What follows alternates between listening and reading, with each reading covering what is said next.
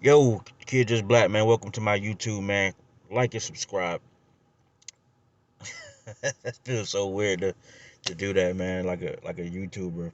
But anyway, man. So anybody who's been sleeping under a rock, Young Thug and Gunner were picked up on RICO charges. For those who don't know who or don't know what RICO charges are, RICO charges RICO is an act which is basically racketeering and operating a criminal enterprise or organization. I'll put a short and more concise definition somewhere on the screen in post. Uh, but basically, Jasmine, who sent me a message on my Facebook fan page, I guess it is. Is it a fan page? Whatever you call it, whatever. She sent me a message and say, "Hey man, do a piece on this whole thing with Young Thug and these rappers getting killed and getting locked up. And do you think that the music industry is slavery or that they're just setting people up?" I'm paraphrasing because she said it in a very Florida way, but I'm from Florida, so I understood exactly what she's meant, what she said.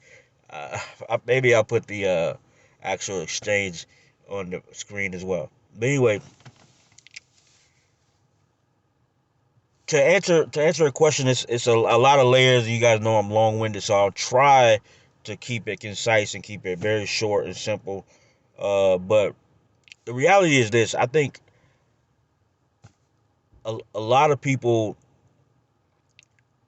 a lot of artists, a lot of black people and musicians don't realize that they don't realize that what they say has power and has the ability to actually change or create a situation that they didn't want to create. Um, so here's the thing, man. Well, I'll tell you a quick story. So when I was in middle school, um, at my middle school, we were really big into wrestling, WWF, which became WWE, NWA, NWA Wolfpack, WCW, that kind of stuff. We were really into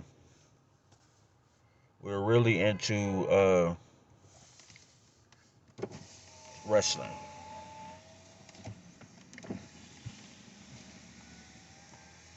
Um, and so we were in our own little cliques and we were our own wrestling group. Some of us were NWA Wolfpack. Some of us was NWA, uh, just a regular NWA, and we would basically put on like fake wrestling matches, and just have like wars and during breaks and during lunch and that kind of stuff. Nothing serious, no real fights or anything like that. But it got to a point where some of like the main like leaders, and I was always like a outspoken person, so I was just get tagged like a leader in the group, which I wasn't. I wasn't even really that much big into it. But anyway, we got pulled into the office, and we were facing like suspension all the way up to expulsion, which are based on being gang affiliated. That's right, wrestling cliques for 12-year-olds in middle school were listed as gangs. So I think people don't understand whenever you gather a group of people and then you name it something, you name it YSL or you name it YRN or you name it YBN or you name it the Young Cool Posse, and you guys are a uniform group, you could be listed as a gang. Yeah, a gang. Look it up. Now, when you start to be an organized gang, it's not necessarily a harm in that or any foul in that. You can do that very much so, unless you are doing something illegal. See, here's where it gets tricky with the RICO and just in general. It gets tricky when you start doing something illegal. It could be something small, but it's just illegal. Like you can sell water bottles uh, on private property, and you guys create a group of you guys choose which properties you're going to sell water bottles on, and you guys spread out and you guys map it out. That's an organization, and if it's illegal, it becomes a criminal enterprise. And I'm super simplifying it just to make it a point. But the whole point is sometimes we don't realize that us forming this yeah, no, I'm in my car, so I'm holding people up. I live in a really nice neighborhood, so it's like I'm blocking white people from getting by, so I'm okay with that. But that's just one example. And also, for people who don't know me and don't follow me, um, I have done syndicated radio. I work for a station called a defunct station now called Blazing, 103.7, and it was in nine stations in 30 cities throughout Florida, right? Um, and I also do a podcast, the International Podcast, among other podcasts. But I've come across a lot of artists in Orlando or from Orlando, have been through Orlando that went on to sign major deals, have hit records, write for people, maybe win a Grammy, do big things. So I've come across artists, and so for that, people think that I have some kind of status to put them in a position to win. So they want to send me their music, let me hear their music, and I listen to the music, and because the climate is a certain way, the music a lot of times sounds the same, and so I hear like them like riding on the ops or killing people or gang and all these things I try to break this down to them so that they understand that when you say these things, at the very least, don't be actively engaging in anything criminal, because what you're doing is you're basically giving like a sworn affidavit saying that, hey, I commit crimes, I'm a part of a gang or organization, and we commit crimes. That's the start of a RICO case, if you don't know.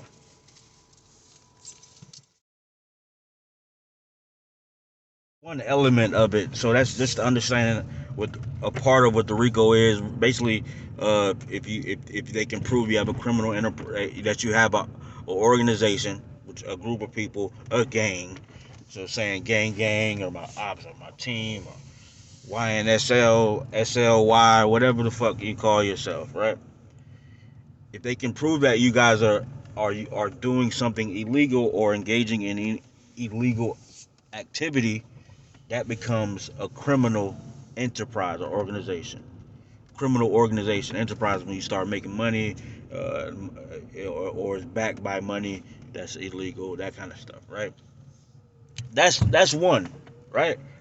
Um, so I think with a lot of us, we don't understand what we're doing, that we're making, that we're creating this gang affiliated criminal enterprise. You start throwing them hand gestures, it's easy to get that ball rolling there. And what the RICO does, which is why it's very successful, it's about 97% successful of getting indictments. Is number one, it's a federal case, so hearsay is admissible, and a lot of the cases are built strongly on hearsay. So what they somebody can tell officials what they heard, and normally with the RICO cases, it means that you've been told on by a lot of people, or at least one or two people, and they are able to corroborate these stories and to put you in places, right? And that could be that could be something as simple as you making a slang reference to something or a rap song or a lyric, right? So that's what the RICO encompasses, right? Um, Also, so to get back to Jasmine's point is, do I feel like these artists are being targeted? Of course, but also you have to understand, if you're making songs about criminal activity, you're going to have eyes on you anyway. And there's task force and there's divisions of hip hop police or hip hop cops who are strictly for the policing and the surveillance of black rap entertainers. Um, so it's a two-part answer. So of course, yeah, you're being targeted, and uh, it's these artists are being cultivated by a culture that praises and encourages criminal activity in a lot of cases. So like I said, me doing radio and me doing the podcast and me just being immersed in the entertainment culture in Orlando, I get these people's music. I don't necessarily listen to all the music, but I'm at a place in my life too where I don't want to listen to you kill people on records or rap about your ops, or people hating on you, or even bad bitch music. I don't value those kind of artistic expressions anymore. I understand them. I mean, but it has to be some kind of like artistry in it that I can vibe with. At least like tell me like your plight, and it's not just like braggadocious or like gratuitous. I can kind of fuck with it. But anyway, her question also was a two-part question because with a lot of these rappers and entertainers getting arrested and getting hit with RICO charges and getting long sentences, and they really throwing the book at these guys right now. It's also been an influx of rappers getting murdered, getting murdered. And to be completely honest, a lot of that is the energy that you breed. If all your songs is about killing people or rounding up your ops, and the tongue is a mighty weapon, man. You speak it, man. You speak it, so shall it be. So shall it.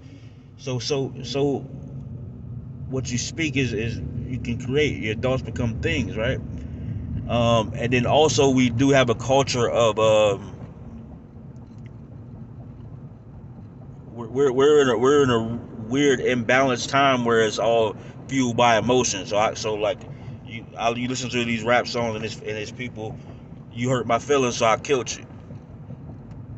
Like if you simplify it, like imagine how like emotionally driven that is, you know.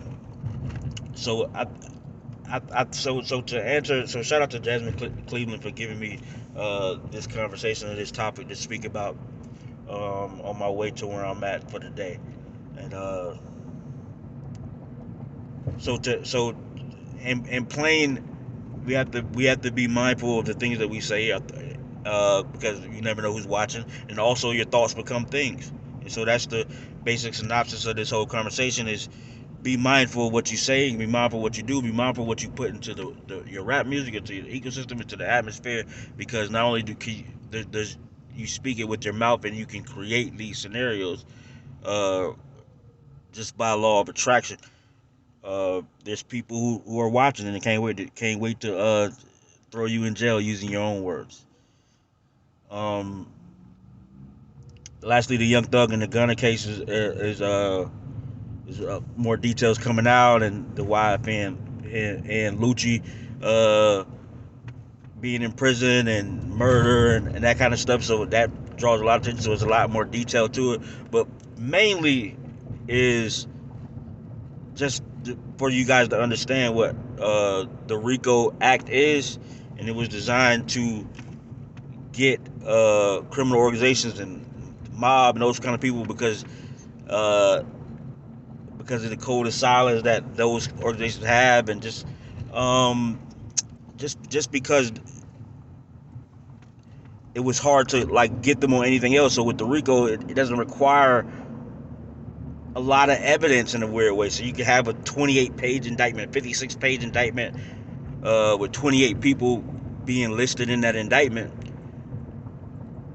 and that could be the start of your downfall, because it don't take much. It could be literally hearsay in a few conversations on your Instagram, and I don't think people realize that.